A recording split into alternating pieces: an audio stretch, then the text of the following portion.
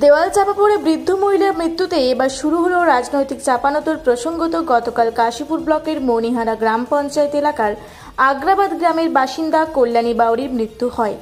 পরিবার সূত্রে জানা যায়, বাড়ির দেওয়ালের একাংশ ধসে যায়।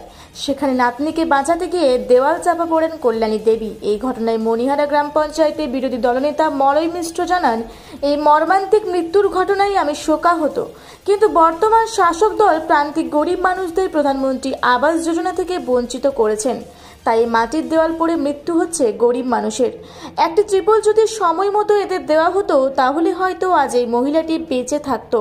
যদিও এই বিষয়ে প্রতিক্রিয়া দিতে গিয়ে মণিহারা অঞ্চল তৃণমূল কংগ্রেসের সভাপতি শুভঙ্কর মাহাতো জানান, আমরা সবসময়ই এই পরিবারটির পাশে আছি এবং আগামী দিন যাতে এই পরিবারটি আবাস যোজনার বাড়ি পায় তার ব্যবস্থা আমরা করব। নমস্কার, আমি শুভঙ্কর মাহাতো বলছি মণিহারা অঞ্চলের পক্ষ থেকে। আগামী গতকাল যে ঘটনাটা ঘটেছে আগ্রাবাদ গ্রামে কল্যাণী বাউরি যে মর্মান্তিকভাবে মারা গেছেন এবং তার স্বামীর নাম শিবনাথ বাউরি, সেখানে আমরা সবাই দলের পক্ষ থেকে আমরা আন্তরিকভাবে মর্মাহত এবং ঘটনাটা দুঃখজনক ঘটনা ঘটেছে এবং যে ঘটনাটা ঘটেছে তারা অন্ত্যেষ্টিক্রিয়াকারী হয়ে গেছে।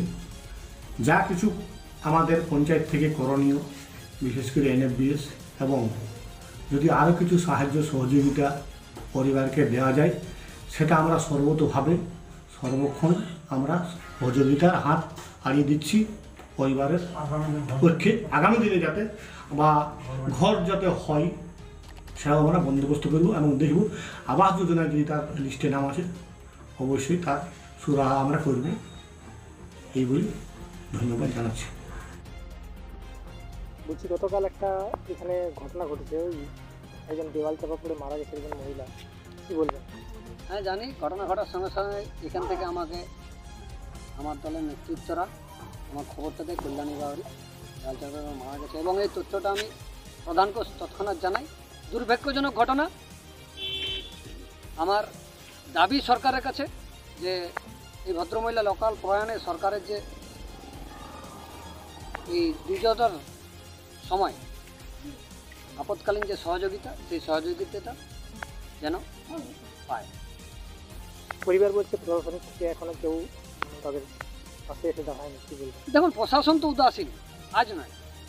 তৃণমূল সরকারের প্রশাসন, যেখানে কমিশন, যেখানে পয়সা সেখানে ওদের আগ্রহ থাকে, যেখানে পয়সা নাই সেখানে আগ্রহ নাই।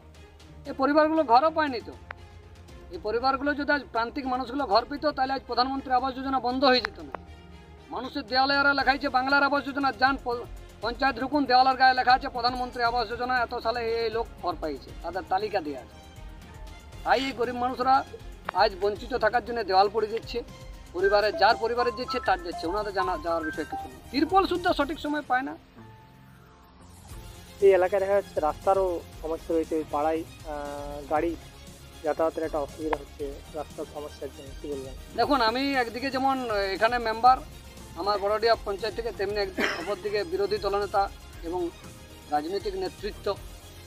আমি প্রতিটা আমার জেনারেল বডি মিটিংয়ে আগ্রাবাদের বাউরিপাড়ার রাস্তা নিয়ে কথা তুলেছি। সেখানে এই গ্রামেরই আরও মেম্বার আছেন সরকার পক্ষ থেকে জিতা সুনীলদা, তিনিও সে তৎকালীন আমার সঙ্গে সহমত পোষণ করছেন, হ্যাঁ, যে বাউরিপাড়ার এই ঢালাইটার প্রয়োজন আছে। এবং কিছুদিন আগে একটি টেন্ডার হয়েছে, সেখানেও ওই আলোচনা হয়েছে, কিন্তু দুর্ভাগ্যবশত টেন্ডার নইছে আমি দেখতে পেয়েছি রজকপাড়া লেখা আছে। আমার মনে হয় নাই যে রজকপাড়ার কোথাও বাকি আছে। বাকি আছে বলতে আগ্রাবাদ বাউরিপাড়ায় বাকি আছে।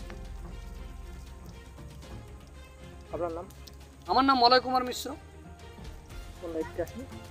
আমি বিরোধী দলনেতা এজ এ মেম্বার হিসাবে আর জেলা কমিটির সদস্য ভারতীয় জনতা পার্টির পক্ষ থেকে।